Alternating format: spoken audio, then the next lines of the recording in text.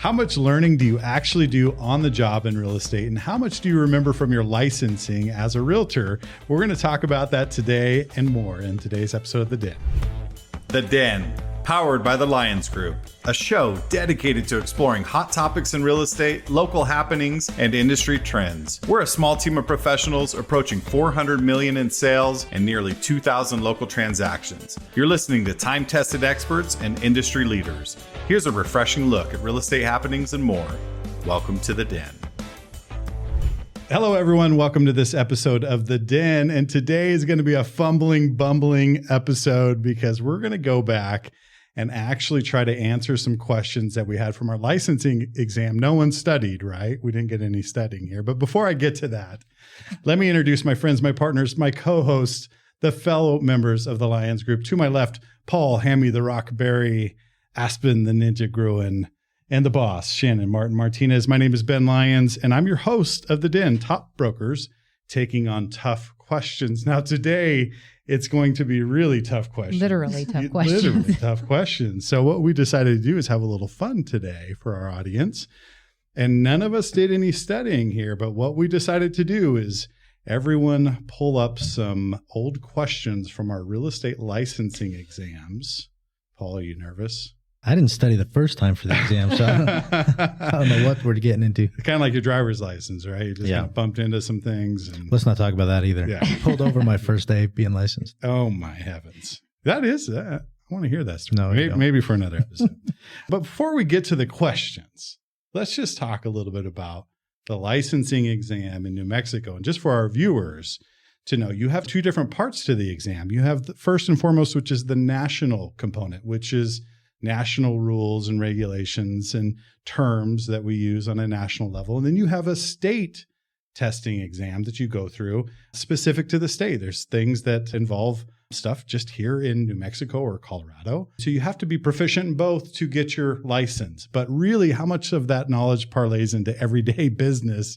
Paul, tell me your thoughts on how much knowledge you actually used from your exam to what you do in everyday real estate. Not a lot. I think the truth is maybe 10%. But when you get into like water rights and how you want to take title and all that kind of stuff, that's kind of important to know. But the rest of it is garbage. I don't think garbage. I wouldn't say garbage. Don't take my license away. Yeah. But stuff that you need to know for the test. And then as soon as you get out there, you have all your books in front of you again, and most of it never comes up. Right. Yeah. Ladies, thoughts on that? I mean, Aspen, you were licensed, 6-7 years ago. Mm-hmm. So it's relatively fresh compared to my 24 or 5 years. I don't think any of it was really relevant, less than 10%. Yeah. Yeah. And even like the terminology is different, even if you go state to state. So something might be true on like the national for the test, but it's not called that state to state on a state to state basis. So yeah. We use different terms in different states. Mm-hmm. Oh, even in this state, I had a lender down here 2 days ago, chattel loans. That's not some phrase we use here much. Yeah. Even within the state, terminology is different. Mm-hmm. Yeah. Yeah. Shannon, what are your thoughts? No, wait a minute. Now you are the veteran here. You I'm the oldest. 20 we can say that. 25 years ago, or was it 26 maybe? Well, I started in 1997, but I didn't take my license till 2000. So I guess it's been 24 years. Okay. 24 years. But what I can say is it is mostly, we don't use the information that you have to learn on the test. But you have to know that you can't discriminate against certain classes. But do you really care what year you couldn't discriminate? I can't discriminate this year. That's what matters. So those are the kind of the questions on the test that really throw you off. Sure. You know, they're giving you all these years when different things passed. Yeah. I don't really care what year they added this and they added that. I just know you can't do it this year and I'm not going to. So a lot of it, that's where people fail that test over and over again. When people say, I took the test 4 times before I passed. That's why. Yeah. And it's not because they don't know what they're doing. I think the math gets people too. Very much so. Yeah. And I was going through the test questions and most of it's about lending. Yeah. Which we're supposed to say, well, contact a lender. That's right. Yeah. And property management, which we can't even do without an additional license. Right. Yeah. Right. So it's very specific. Yeah. There's a lot of specific veins. I'm just curious, and I'm wondering if the people that put these tests together want you to have some base knowledge of everything related to real estate, even commercial. Like a lot of people just never even touch commercial. But there are questions in the exam about commercial properties. And like you said, that's where some of that math comes in. For me, it was like the square footage of the, like, I'm like, how do I do this? How do I do this thing? I got a whole bunch of boxes on my thing. Like, guys, you didn't have calculators yet when you took it, right? Well, I had to pull off my socks and count fingers, and I moved to toes, and somehow I got through it. But yeah, that's not even relevant these days. I mean, usually we have appraisals we can take square footage off of. We have assessor records. We have maybe building plans or something. But back, we used to go out with our measure tape, and you would measure the complete house. You would draw your sketch. You would measure the exterior. You would cut corners and walls and use fractions and things. We would get out there with our little roller, and you would walk the edge of the property to find out how big your property was. We don't do this stuff anymore. Yeah. You still have to learn it, I'm sure, for the exam, but but that was something that was relevant when we first started. And of course, now people wouldn't even have the first clue how to do that. Yeah. Yeah. Have you ever used like a roller measure? So the first day that I started working, I was working at Coldwell, and they gave me a roll measure. Yeah. The first day when I was like, what is this? I was like, I got a laser one. So I used it for a little bit, and then I was like, this is ridiculous. So then I started using the laser measure. It's a little bit easier. Paul just used to pace off. My foot's a foot. Yeah, my foot's a foot. It works. Yeah. And I'm like, then you got baseboards, so then you got to take the baseboards You out. got to add that in. So, so in all seriousness, back to the reality of the practice in real estate. What do you think is most important about a realtor to understand? Is it this information that we learn on the tests, or is it how to deal with relationships with people and maybe figure out how to find answers versus knowing the answers all the time? What is the component that's most important as a new realtor? I think knowing your contracts inside and out, because especially in New Mexico, it is a lot of paperwork, much more than in Colorado. If you don't understand your contracts and what you can and can't do, I think that's where you could get into a sticky situation. I think that's why most realtors get in trouble the first 2 years, typically, is when if you're going to get in trouble for something, it's normally the first 2 years. And that makes sense, because if you're just filling it out how you were told and you don't know why you're doing it that way, I think that can get you in a sticky situation. And the test itself doesn't really have any questions about the contracts we use. No, that's the broker basics class. You go to a week's class, and that's when they teach you all that. But I think the thing for realtors that isn't taught in any of these things is sales, interpersonal relationships, conflict resolution, negotiating, and other things that we actually do day to day. The contracts is kind of the basis, but then to obtain a client, keep a client, handling emotions and all that kind of stuff, to get it to closing, it's not in any of these questions. Yeah. Emotional intelligence. I was just going to say EQ is huge, because being on that tipping point, especially when you just got a lot of stress, I've got a lot of tough deals right now. You're handling it well, though. Yeah, I'm still smiling. Yeah, no, I'm not. It's like the guy who's smiling. We're lucky he's dressed today. That's right. We hardly noticed you crying when you came in the office this morning. Is that what the box of tissues were for? It's like the guy who's drowning but smiling as he goes underwater. That's part of this business. And I just wanted to ask those questions, because I think it's important for people to understand that this business isn't about what you learn for the licensing exam. That's, like you said, that's 10% of it. It really is about your understanding and your diligence on those contracts. But most importantly, and correct me if I'm wrong, how you deal with your clients, how you deal with other realtors, how you deal with your broker, how you deal with stress in general. That's why I think the ethics portion of the class is so important. Sometimes we cross those ethical lines. Well, not us, but other people can cross an ethical line without even knowing that they are. And I think that is an extremely important element that maybe they don't spend enough time on when you're doing the class, is teaching you where you're going to cross those lines. When you think you're being helpful, or you think that you're doing the right thing by your customer or by somebody, another realtor or something of that nature, and you don't realize that you're actually crossing lines there. So that's probably something they need to put maybe a little bit more in emphasis on. Yeah. Now they do require that once every 4 years. Yeah. But that kind of goes back to what Paul's saying when you talk about interpersonal communications. That's what it really goes back to, is those things are far more important than, what year the Sherman Antitrust Act was passed. Yeah. Don't collude and you're okay. Or the fair housing law. You're right. What year it passed doesn't matter really. They focus on those things a lot in the test. Yeah. Yeah. But they're not really that relevant to us. Well, enough with this jargon and chit chat. No, we're trying to waste time, so we let's don't have to get to the Yeah. questions. let's get down to business. Yeah, I don't want to have to answer a question. Oh my gosh! So for our viewers, I'll say. Well, let me say this. Okay. My instructor, back when I took the class, it was 70 to pass. I think he says, "What is 71?" He says, "Bragging." yeah, So you just got to pass. Gotta pass. Because Right. then this all goes out the window. So I only got a 71. Okay, all right. Well, I got a 70.5, so you were ahead of me. I have to say, and I'm going to brag a little bit. So when I actually took my first test, I had been in the industry for 3 years before I took my test. So I passed with 90 something. I think I missed 1 or 2 on there, which was phenomenal. But then I went back a couple years later to get my broker's license. And back then they didn't call it a qualifying broker. They just called it a broker. Yeah, you're either a sales associate or a broker. So I went back to get my broker's license and I failed. And I thought, how did this happen? And I was a little too cocky, but Yeah. I did go back the next day and I passed, and I barely passed. It is hard. Well, that would be is hard. Aspen right now with her driver's license, because driving that Tesla. Oh my I mean, gosh, what are you for gonna? real. I was driving Bryson's truck and I forgot to put it into park and I forgot to turn it off. It was bad. I was like getting out of the car and it was like, beeping. Yeah, Like, what's beeping this and starting to dinosaur that roll. I'm driving Yeah. around where you Yeah. have to think for yourself? Yeah, Yeah. it was bad. Yeah, okay. So here's how we're gonna do it. I'm just making this up. Fly by the shorts, right? Winging it. Winging it, Lyons. I'm just gonna make this up. Okay. So Shannon, you got your question up, or Paul?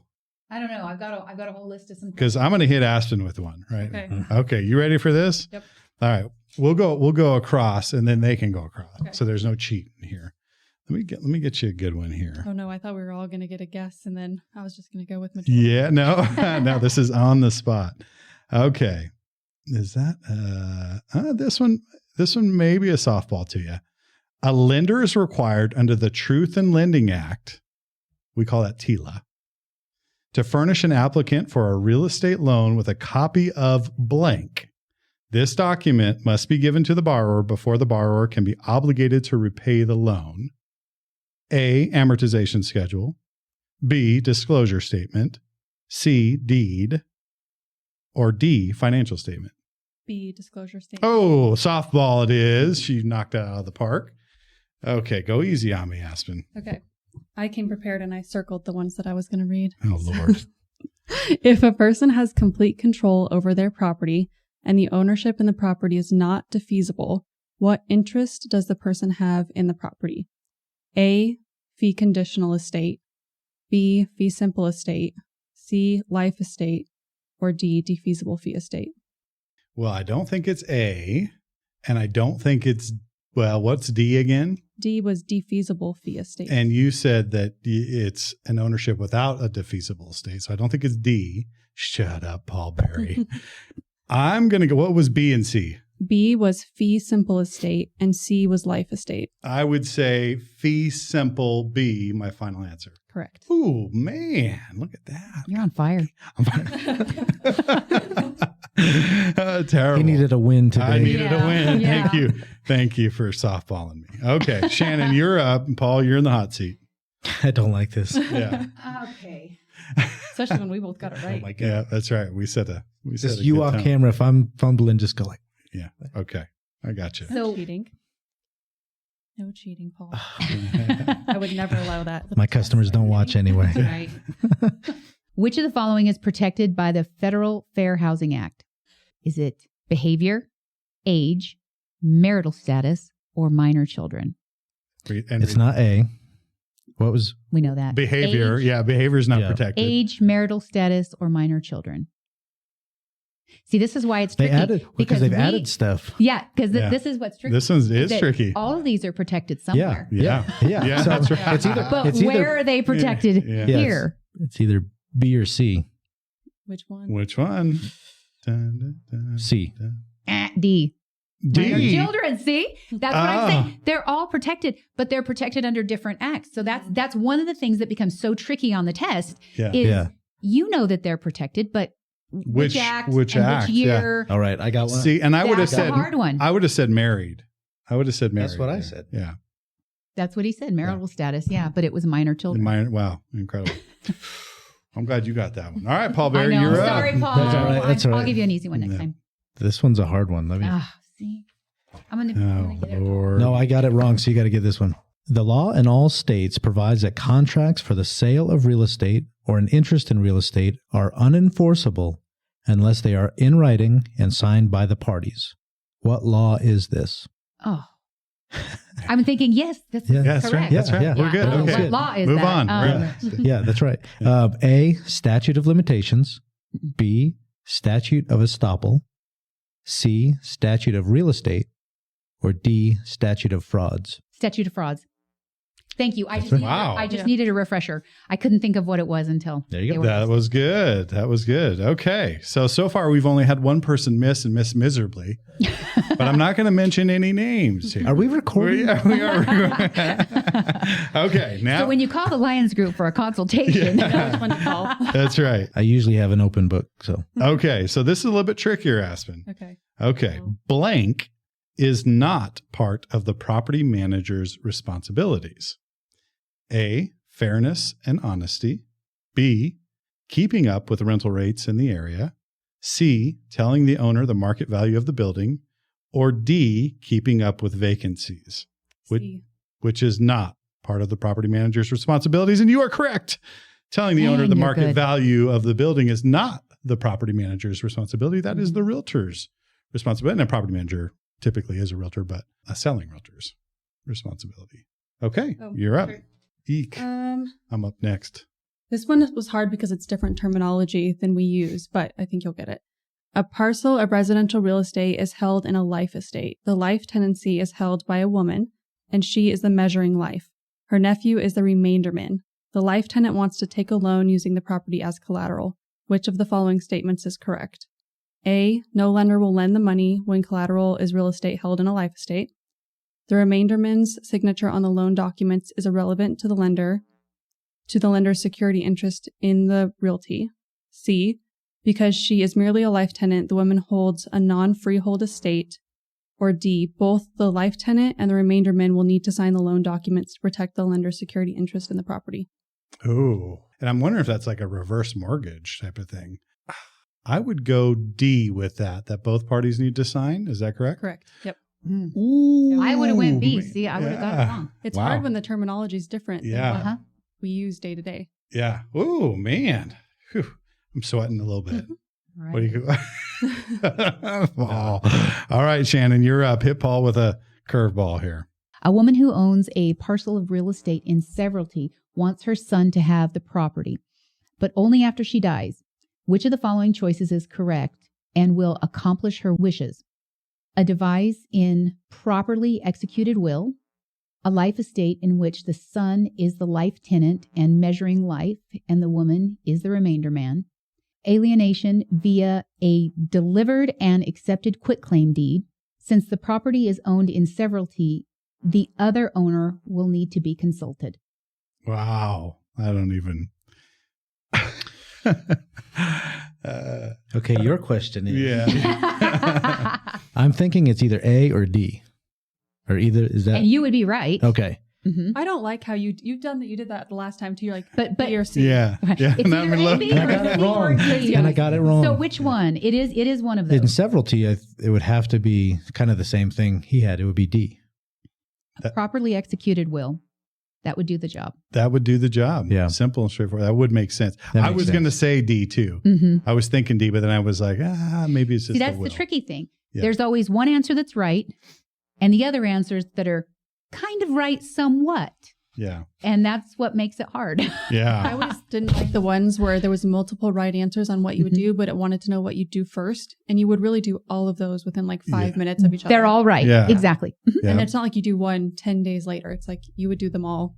Boom, boom, boom. Right. Yeah. I just want to disclose that I am decent at this job, regardless of what this podcast You is are saying. very good at this. You are job, excellent Paul. at this All right. job, Paul. The primary purpose of the Truth in Lending Act is to A, disclose the true cost of only an FHA loan.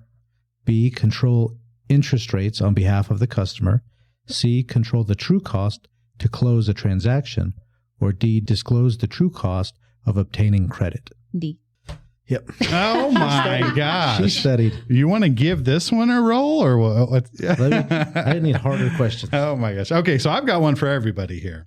This one's a little odd, but the process that involves covering a landfill with 2 or 4 feet of clay like soil, planting grass on the soil, is the process of Capping. Good Lord Almighty. How did you right? know that? That is Wow. correct. Commercial stuff, yeah.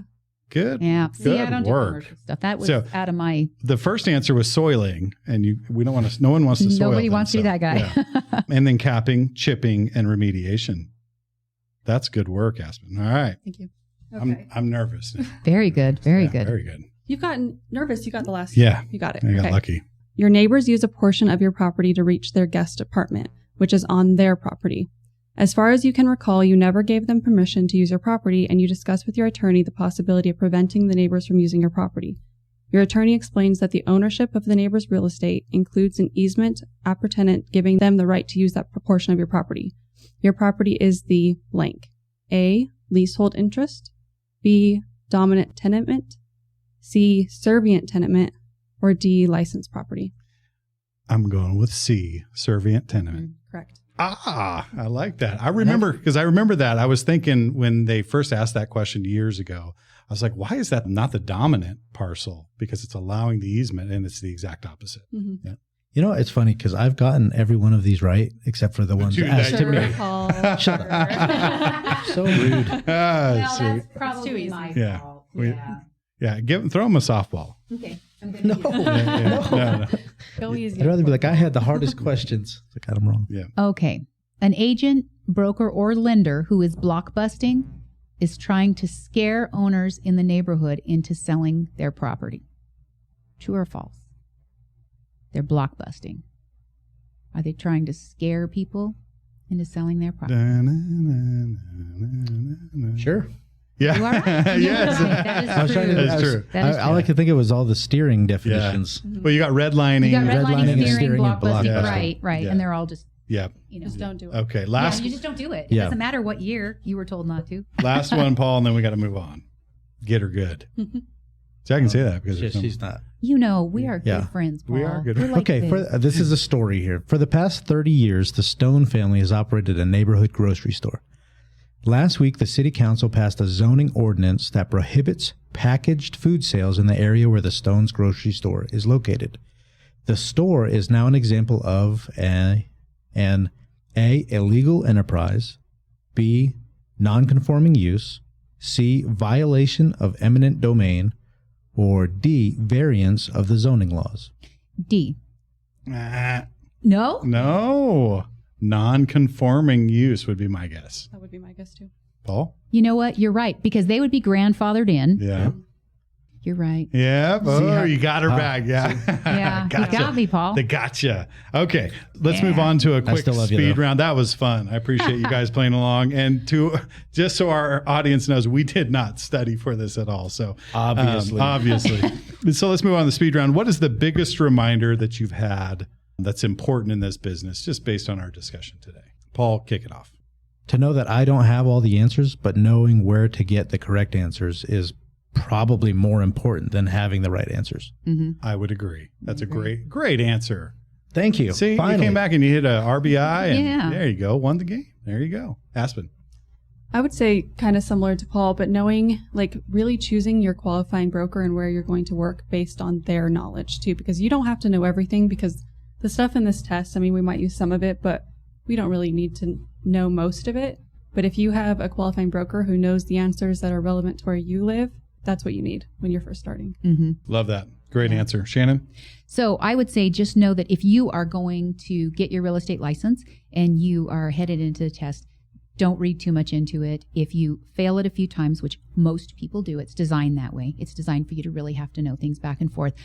Don't get too worried about it. It doesn't mean you're not going to be a good broker. A lot of this stuff isn't going to be relevant. You're not going to use it. You just have to know it, get the test, and then start some real learning. I think that's great. And I'm going to parlay off of that. My thought is that in life, it's not always how you test. It's about how you respond to situations, how you deal with people, all the other intangibles that go along with doing business. To be a successful realtor, you need to have all those components and surround yourself with great people. And that's what we love to do here at the Lyons Group, is surround ourselves with great minds, and we can accomplish more together. So thank you for that. What a great episode. That was fun. Now on to my favorite part of the episode, which is called the Lyons Pride. As Lyons Group members, we take a great pride in our community. We give back constantly and try to make our community a better place to live for everyone here. And we like to highlight people, entity, or events, organizations that do the same. Today, Paul, you are up on the Lyons Pride. Who do you have? Okay, today I have somebody that may not be known to everybody, but when his work is in the air, everybody loves to see it. So he is the Balloonmeister, Doug Lenberg. He brought back the balloon rally to Bloomfield. He's trying to do it again here in Farmington. We did one last year. Last 2 years, I think. Last 2 years, okay. He's been doing one in Durango for a while, but he is really working hard to bring the balloon rallies back, and it's a lot of fun. Everybody a lot of fun to loves do it. it. Yep. Mm-hmm. Everybody loves. Who doesn't smile at a balloon? One of the It's a best lot of things work. about living here too. Yeah. Mm-hmm. You know, and Doug is a wealth of knowledge, and he's been the Balloonmeister for decades. And in fact, he gave me a little information a few years ago and said that actually the first, you may not know this, the first balloon rally wasn't in Albuquerque. It wasn't the Fiesta in Albuquerque. It was here in Farmington. Mm-hmm. And after they did that and it got a little successful, Albuquerque had a bigger and better venue, and they took it over. This was many, many decades ago, back in probably the 60s or 70s. But Yeah, that balloon fiesta was originated here. yeah. Isn't that incredible to think about? And so I love the fact, great choice, Paul, because he's bringing that back, and he's been doing it in Durango. He does it in Bloomfield. We used to give balloon rides as closing gifts with Doug many, many years ago. It was kind of a fun, unique. And we had a couple of events for the Board of Realtors where he did a balloon glow. He did rides for the kids. He's been a part of this for a while in this area. Great choice. Doug, if you're listening, we want to thank you here at the Lyons Group for all that you do in our community. Keep getting those balloons up in the air. We love that for our families, for everyone that wants to experience it. And you just can't help but smile. I mean, the number one photographed event in the world is the Albuquerque Balloon Fiesta. And you've been a part of that for many years. And we want to thank you for all you do in our community, and welcome to the Lyons Pride. So thank you for that, Paul. That was awesome. Now, you want to stay tuned to the next episode, because next episode, we're going to talk about owner finance and how it can benefit a seller and a buyer and some of the pitfalls that you want to avoid. But if you like our content, please subscribe to our YouTube channel, our Facebook page, go to our Instagram.